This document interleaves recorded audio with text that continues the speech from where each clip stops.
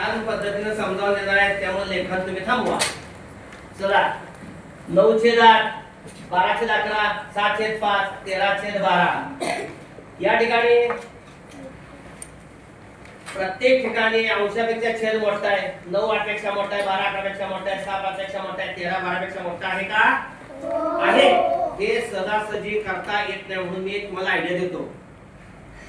थोडं ऐकायचं आणि पेना ठेवायचा. मी काय सांगतोय, वरती अंशस्थानी प्रत्येक ठिकाणी 0 देऊया. 9 वर 0 द्यायचं. 90 या ठिकाणी 90 भागिले 8 आहे. चला 12 वर 0 120 भागिले 11.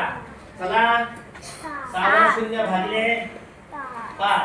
13 वर 0 130 भागिले 12. हा भागाकार सगळ्यांनी व्यवस्थित करायचा, लय मोठा करायचा नाही. 8 न 90 ला भागताना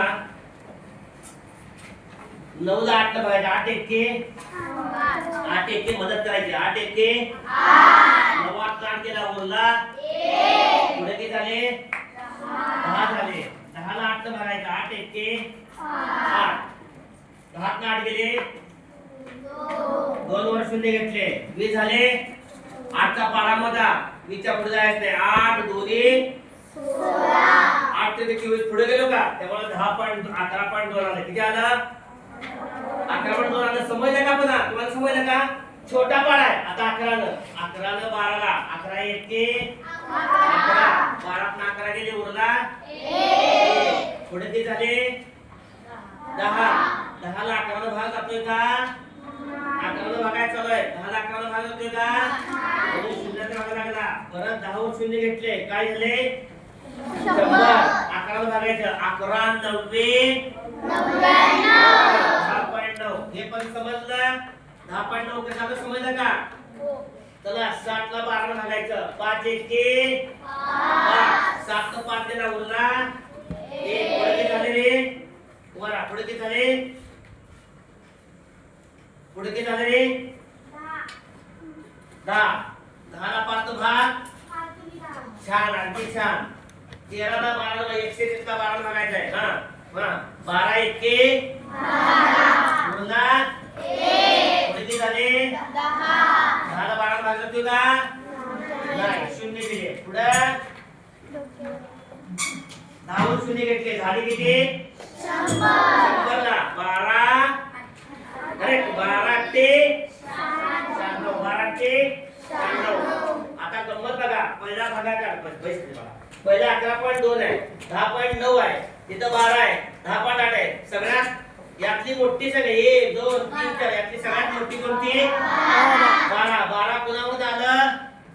7/5. हे सगळ्यात शेवटी असणार आहे. 7/12. सगळ्यात बारकं कोण यातलं? 10/10.8. ते कोणावर आलं? अगदी बरोबर आहे. 13/12 लिहूया इथं. 13/12. सगळ्यात बारका 13/12. सगळ्यात मोठा 7/5. आता मधले दोन बघूया.